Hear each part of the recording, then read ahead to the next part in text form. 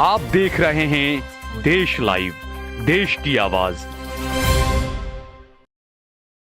अस्सलाम वालेकुम, आदाब, नमस्कार, सत श्री अकाल। देश लाइव में आपका स्वागत है। मैं हूं सहल कुरैशी। दोस्तों, लोकसभा चुनाव 2024 सर पर हैं और उससे पहले 5 राज्यों में चुनाव हो रहे हैं, विधानसभा चुनाव। लेकिन इन चुनावों से पहले कुछ खबरें इस तरह की आ रही है कि मोटा भाई और छोटा भाई दोनों के बीच में कुछ दरारें पड़ चुकी है। आप देखिए, पिछले कुछ सालों से अमित शाह नदारद हैं। बीजेपी की जो आधिकारिक वेबसाइट है वहां से भी अमित शाह के फोटोज वगैरह हटा लिए गए हैं। बिल्कुल आप ये कह सकते हैं कि वो अब अध्यक्ष नहीं है बीजेपी के। लेकिन हमने देखा कि एक वक्त था जब बीजेपी की वेबसाइट पर आडवाणी का फोटो लगा होता था तो साथ में अरुण जेटली का, सुषमा स्वराज का भी फोटो लगा रहता था। लेकिन अब जो है वो अमित शाह, जिनका फोटो हमेशा से मोदी के साथ में रहा बीजेपी की वेबसाइट पर, जेपी नड्डा जब अध्यक्ष बने उसके बाद भी कई वक्त तक अमित शाह का भी फोटो वहां पर रहा। लेकिन अब अमित शाह का फोटो वहां से हटा लिया गया। और इसके अलावा आप देखिए कि जो चुनावी मीटिंगें होती है, इसके अलावा जो रैलियां या जो बयानबाजी या मीडिया में जो हुआ करती है, अमित शाह उससे काफी दूर नजर आ रहे हैं। खबरें कुछ आ रही है कि अमित शाह और मोदी के बीच में सब कुछ ठीक नहीं चल रहा है। इन खबरों में कितनी सच्चाई है इसकी पुष्टि हम नहीं कर सकते हैं।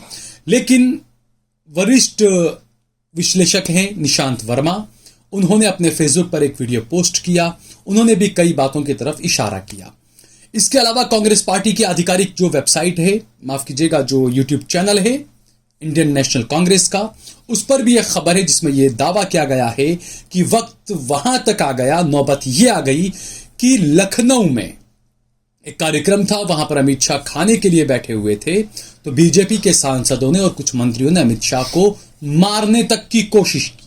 हाथापाई तक हुई बीजेपी नेताओं की, सांसदों की अमित शाह के साथ, और अमित शाह खाना छोड़कर उठ गए और रातों रात वापस दिल्ली आ गए।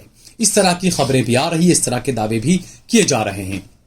दूसरा एक और खबर यह चलाई जा रही है कि अमित शाह को मिलने के लिए बुलाया गया था आरएसएस के दफ्तर पर। अमित शाह वहां पर पहुंचे।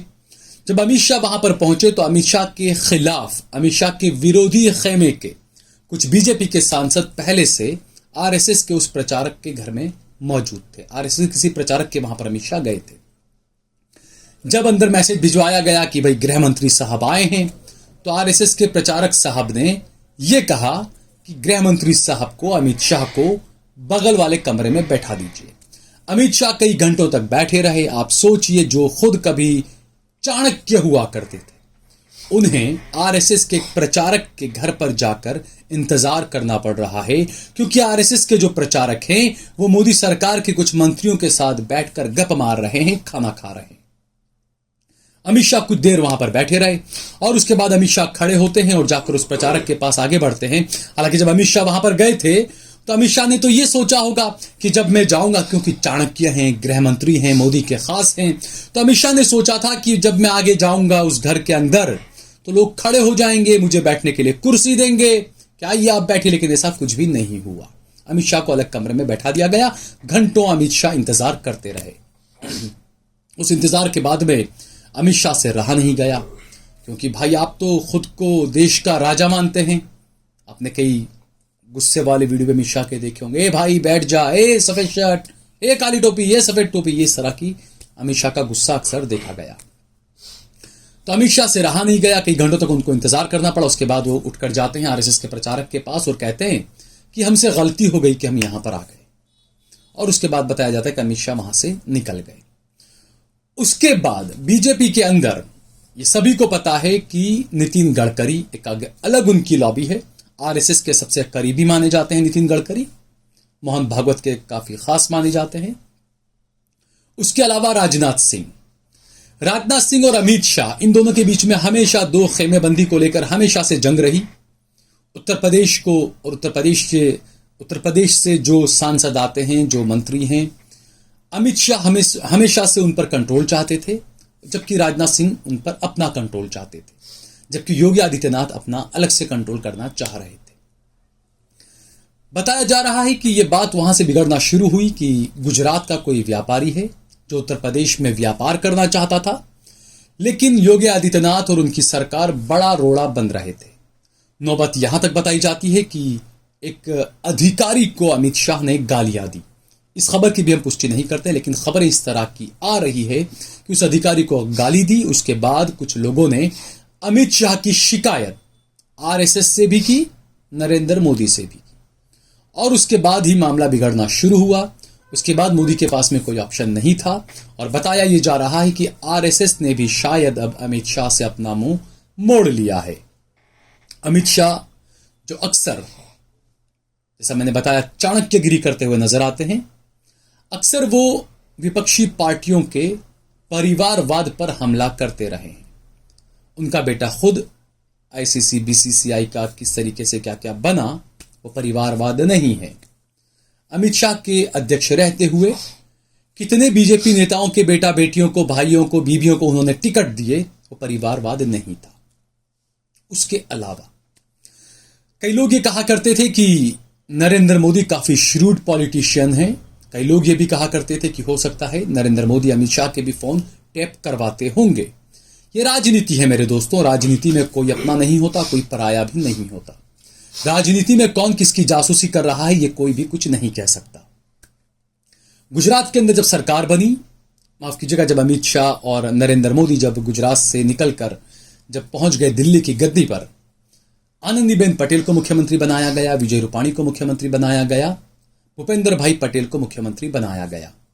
इन तमाम चीजों में अक्सर अहम बीच में आया अमित शाह की लॉबी का और नरेंद्र मोदी की लॉबी का। और उसके बाद अब पूरे भारत में जिस तरीके से जो सरकारें बनी, जो सांसद बने, जिनको मंत्री बनाया जा रहा है, अधिकारियों की पोस्टिंग कहां कहां किसकी की जानी चाहिए, इन तमाम चीजों को लेकर भी तलवारें खींचने लगी अमित शाह, नरेंद्र मोदी और बीजेपी के दूसरे नेता जो थे उनकी लॉबी को लेकर। गोपीनाथ मुंडे आज कहां हैं किसी को नहीं पता। वैसे तो भले स्वर्गवास उनका हो चुका है, लेकिन उनके रहते हुए जिस कदावर नेता वो थे, कैसे लापता हुए, कैसे गायब हुए, सबको पता है। अरुण जेटली का दौर भी हमने देखा, सुषमा स्वराज का दौर भी हमने देखा। आडवाणी कहां चले गए, कहां गायब, कहां लापता, कहां पोस्टर, कहां फोटो, किसी को नहीं पता। मुरली मनोहर जोशी कहां है किसी को नहीं पता। बीजेपी के ही एक सांसद है सुब्रमण्यम स्वामी, लगातार नरेंद्र मोदी पर, अमित शाह पर वो अटैक कर रहे हैं, जबकि मोदी के काफी करीबी और काफी खास नेता माने जाते थे। लेकिन मैं हमेशा से, आप मेरे 2-3 साल पुरानी खबरें उठाकर देखें, मैं हमेशा से ये बात कहता था कि सुब्रमण्यम स्वामी वो तोप हैं जो कब किसकी तरफ घूम जाए कोई कुछ नहीं कह सकता। सोनिया गांधी को और राहुल गांधी को सबसे ज्यादा मामलात में सुब्रमण्यम स्वामी ने ही फंसाया था। कोर्ट के अंदर अलग अलग मामले थे, उसमें इन्होंने फंसाया। अब बताया जा रहा है कि सुब्रमण्यम स्वामी चीन से जुड़े हुए एक मुद्दे को लेकर कोर्ट पहुंच चुके हैं और मोदी सरकार के खिलाफ उन्होंने बड़ा मोर्चा खोल दिया है। सुब्रमण्यम स्वामी भी आरएसएस के काफी करीबी माने जाते हैं। अब क्या जंग ये शुरू हो चुकी है कि आरएसएस का अलग अपना खेमा बन चुका है और मोदी शाह का क्या अलग खेमा बन चुका है, या मोदी खुद क्या अब अमित शाह से दूरी बनाने में लगे हैं? 2024 के चुनाव लोकसभा के आने वाले हैं, उससे पहले 4-5 राज्यों के चुनाव हैं विधानसभा के, लेकिन कहीं पर भी अमित शाह जो पहले हर चुनाव के अंदर बड़ी लीड लेते हुए या बड़ा सबसे आगे अपने आप को पेश करते थे, या मोदी सबसे ज्यादा उन्हें को आगे रखा करते थे, वो अमित शाह नदारद क्यों है? क्या वो अमित शाह किसी बड़ी एक रणनीति बनाने में लगे हैं? वो परिसीमन और तमाम चीजों में लगे हैं? वो यूनिफॉर्म सिविल कोड की तैयारियों में लगे हैं? क्या चीज है आखिरकार? अमित शाह लापता क्यों है? अमित शाह गायब क्यों है? क्या उन्हें वाकई में राजनीति के पटल से गायब किया जा रहा है? मनोहर पर्रिकर को किस तरीके से केंद्र से भेज दिया गया था गोवा और उन्हें मुख्यमंत्री बना दिया गया था, ये सभी को पता है। तो क्या अमित शाह को भी गुजरात भेज दिया जाएगा, मुख्यमंत्री बना दिया जाएगा? ये भी सवाल उठना लाजमी है। मनसुख मांडविया किस लॉबी के हैं? बार बार उनका नाम आता है कि वो मुख्यमंत्री बनेंगे। वो किस लॉबी के हैं, किस खेमे के हैं, ये आप सभी जानते हैं। तो राजनीति जो है वो इतनी आसान नहीं होती। जो लोग राजनीति की बंदरबाट पर, सत्ता की बंदरबाट पर जो लोग सवाल उठाया करते थे, वो खुद ही आज उसी बंदरबाट में घिर कर रह चुके हैं। उन्हीं पर अब तरह तरह के सवाल उठने लगे हैं। 2024 का चुनाव और उससे पहले 4-5 राज्यों के चुनाव बीजेपी के लिए, मोदी के लिए, आरएसएस के लिए कैसे रहेंगे, ये देखने वाली बात होगी। मैं हमेशा कहा करता था, कई चाणक्य आए, कई चाणक्य गए। किसी के आ जाने से या किसी के चले जाने से किसी की दुनिया बदल नहीं जाती। ऐसे कई चाणक्य कब्रिस्तानों में, शमशानों में पड़े हुए हैं जो ये दावा किया करते थे कि उनसे बड़ा रणनीतिकार कोई नहीं है, जो ये दावा किया करते थे कि हमारे बिना ये दुनिया चल ही नहीं सकती है। ऐसे कई लोग शमशानों में और कब्रिस्तानों में पड़े हुए हैं। इसीलिए मैं हमेशा कहता हूं कि चाहे हिंदू धर्म हो, चाहे इस्लाम हो, चाहे जो भी धर्म हो, अगर कोई ये दावा करता है कि हम हैं तो हिंदू हैं या हम हैं तो इस्लाम है, वो सबसे बड़ा झूठा है। मैं साफ कहूंगा, मुझे ये कहने में कोई गुरेज नहीं है, क्योंकि कई राहुल गांधी, कई नरेंद्र मोदी, कई अमित शाह, कई मोदी आते जाते रहे, कई योगी आते जाते रहे, कई सरकारें, सत्ताएं बदलती रही, धर्म जो है वो वहीं पर है, वो वहीं पर रहेगा। तो ये जो दावे करने वाले लोग हैं, इनकी हवाएं निकलते हुए आप खुद देख रहे हैं। आप खुद तय करिए आपको कहां पर उलझाया जा रहा है, आप कहां सुलझने की कोशिश कर रहे हैं। और बेरोजगारी पहले भी हुआ करती थी, बेरोजगारी अब भी है, लोग ये कहते हैं, लेकिन पहले की और अब की बेरोजगारी में क्या फर्क है? पहले की बेरोजगारी में यह था कि आप 1 घंटा अगर बैठ जाते थे तो 10 मिनट के अंदर आपको एहसास होता था कि मैं बेरोजगार हूं, मैं क्या करूं, मेरा वक्त नहीं जाया जा रहा है, मैं क्या करूं। लेकिन अब आपको उस बेरोजगारी का कोई फर्क आपको नहीं, आपको एहसास नहीं होता बेरोजगारी का। क्यों? क्योंकि आपके हाथ में यह थमा दिया गया है। तो इससे आपको आपकी बेरोजगारी का एहसास नहीं होता है। आप अपना वक्त इसके अंदर घुसा कर निकाल देते हैं, आपको एहसास नहीं होता कि आप बेरोजगार हैं और आपसे किस तरीके से आपको कंट्रोल करके आपसे धर्म के नाम पर आपका इस्तेमाल किया जा रहा है। बहरहाल ये खबर अगर आपको पसंद आई हो तो इस पर कमेंट करें, इसे लाइक करें, इसे ज्यादा से ज्यादा शेयर करें। सोशल मीडिया के तमाम प्लेटफॉर्म्स पर, फेसबुक पर, ट्विटर पर, इंस्टाग्राम पर आप देश लाइव के पेज को फॉलो करें, सहल कुरैशी और सहल कुरैशी ऑफिशियल पेज को भी फॉलो करें।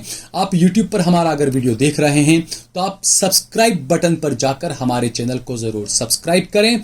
कई लोग ऐसे हैं जिन्हें सब्सक्राइब करना नहीं आता है, तो मैं उनसे कहूंगा कि आप ये जो वीडियो देख रहे हैं, जिस फोन में, जिस वीडियो में या जिस कंप्यूटर में आप जो वीडियो जिस विंडो में देख रहे हैं, उसके नीचे उल्टे हाथ पर आप देखिए, नीचे चैनल का नाम लिखा हुआ है देश लाइव, और उसके साइड में आप देखिए सब्सक्राइब बटन दिया हुआ है। आप सब्सक्राइब बटन पर जरूर टिक करें, क्लिक करें और इसके अलावा बेल आइकन जरूर दबाएं।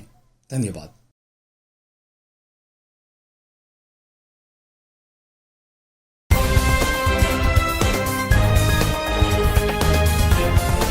देश और दुनिया की तमाम छोटी और बड़ी खबरों के लिए हमारे चैनल को सब्सक्राइब करना न भूलें और बेल का बटन जरूर दबाएं।